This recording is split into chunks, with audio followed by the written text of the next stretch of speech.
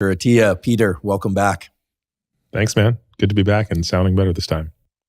Looking forward to talking about a number of important topics with you that you cover in your book. But maybe we could start off by trying to set the frame for what people should be thinking about in terms of vitality and especially longevity. So, I think you have to be mindful of how you define these terms. And I'm not going to suggest that the way I define them is the only way or necessarily the best way. But I think from a clinical perspective, it's the way that makes the most sense to me, having thought about this for the better part of a decade. So it involves some bifurcation between lifespan and healthspan. Lifespan is very easy for people to understand. It is binary. You are alive or you are not alive. And clearly part of longevity is about how long you live. Now, I think for a lot of people, that tends to be where the discussion ends. That tends to be the focus of it, right? It's sort of like, longevity somehow implies living for 100 years, 120 years, something like to that extent. We talk a lot about maximum lifespan. Even in laboratory experiments with mice, that's sort of one of the metrics that's discussed is what's maximal lifespan of the animals. But there's an equally, if not slightly, I think potentially more important part of longevity, which is health span. And health span is squishier, and I think it requires some definition. Now, the medical definition of health span is the period of time by which you are free from disability and disease. I find that to be a not particularly helpful definition, because by that definition, you and I have the same health span today that we did 30 years ago. But I know you pretty well, you know me pretty well. 30 years ago, we were twice the men we are now, based on what we believe our health span is, right? In terms of our cognitive function, our physical performance, and things like that. So, I've clearly experienced the deterioration of my physical function, as I'm sure you have, going back to when you were a teenager, late teenager, early 20s. And I think that needs to be captured somehow in health span. So the way I think of health span really is along these three dimensions: physical, cognitive, and emotional. Again, not necessarily suggesting that that's the only way to do it, but I do think that clinically it makes the most sense.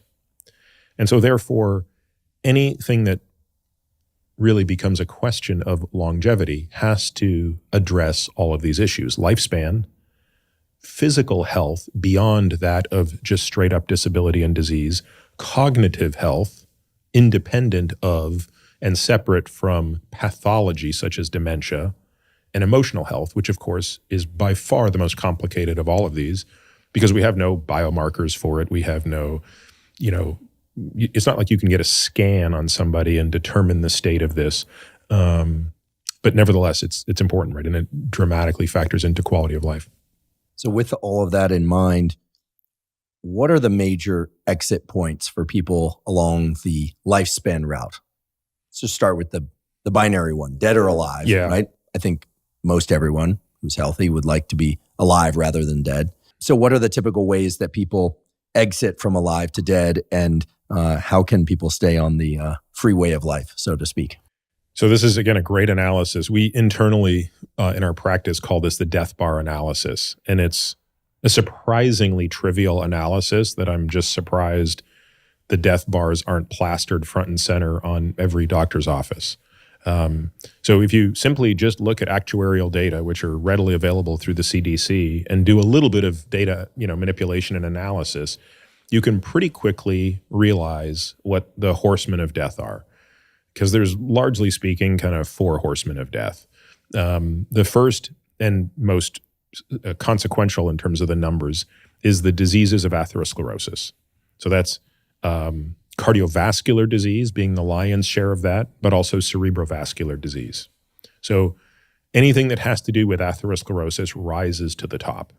Now that's true in the United States, but it's even more true outside of the United States. It's even more true globally. So in other words, when you look at the relative difference between the number one cause of death in the US and number two, which is cancer, The gap is actually smaller in the US than globally. Globally, it's enormous. We're talking about 18 to 19 million people a year that are dying of atherosclerotic cardiovascular disease in the world, whereas number 2 is cancer at about 11 million. How does the number change when you include cerebrovascular disease? Yeah, it adds a bit to it. Cerebrovascular disease there's largely speaking, you can die sort of through embolic events, which are the majority of them. Could you explain for people what embolic events are? Yeah, so taking a step back, what does the brain need more than anything? It needs blood flow. Anything that interrupts blood flow to the brain that results in ischemia is devastating, and it's devastating in a more readily apparent fashion than virtually any other organ.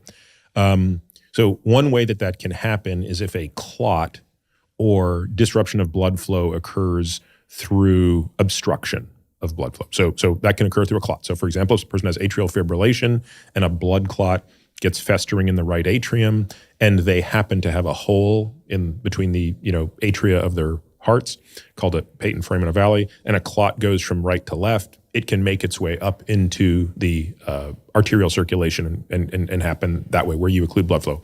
The much more common way it occurs is the same way it occurs in the heart, which is you have plaque buildup, and that plaque becomes unstable, that plaque ruptures, and the rupture of that plaque results in an immediate attempt by the body to fix the problem, but in doing so, it walls off the artery, meaning the blood flow distal to that point, so that now blood is acutely being robbed of that. However, there are other ways that people can have this problem, and so you have the whole hemorrhagic side of this. So you can have blood vessels that, small blood vessels in the brain that will rupture as a result of high blood pressure, for example. So hypertension factors into both sides of this equation, both in the heart and in the brain. The majority of these are embolic, however. So don't quote me on this exactly, but call it 4 or 5 to 1 strokes result from an embolic phenomenon as opposed to a hemorrhagic phenomenon, a bleeding phenomenon. I don't want to take us too far off on a tangent, but as long as we're here talking about bleeds versus clots, what are some of the major risks for bleeds? I mean, I know some people out there have genetic predispositions for being bleeders, as they're sometimes called, or clotters. So things like factor V Leiden mutations, which can be exacerbated in women, for instance, by taking certain oral contraceptives. I mean, and there's huge lists. If people are interested in them, they can look up, what are the factors controlling bleeding and predispose people to being clotter. But for the typical person out there who feels healthy, but might do well to know whether or not they are predisposed to be a bleeder or a clotter, what sorts of things rise to the top of that list and that people might want to check into? Well, I mean, there might be sort of two different things going on in that question. But I think if your question is, when we look at the subset of people who are at highest risk for hemorrhagic strokes, the far more germane question is not underlying coagulopathy. The far more germane question really comes down to blood pressure. Blood pressure would be the first, second, and third driver of that. So hypertension is hands down the leading driver of hemorrhagic stroke phenomenon. Okay, so I'll just briefly interrupt and ask, since sometimes your recommendations deviate from the standards that one would find online or in the typical doctor's office, at what point do you get concerned? Well, I actually find myself quite in line with the most recent available data on blood pressure. And this has been, obviously, there's a topic that's of high concern to any doctor who's taking care of patients, who even pays a fraction of attention to the available literature, which is that basically with each subsequent blood pressure trial, the data are becoming clearer and clearer that the more aggressively you manage blood pressure to be within the 120/80 range, the better. So, there's a recent study that even looked at going from what used to be considered acceptable, which was 130 to 135 over 80 to 85. We used to basically say that's kind of the first level of hypertension. And we would say, well, do you really need to be better than that?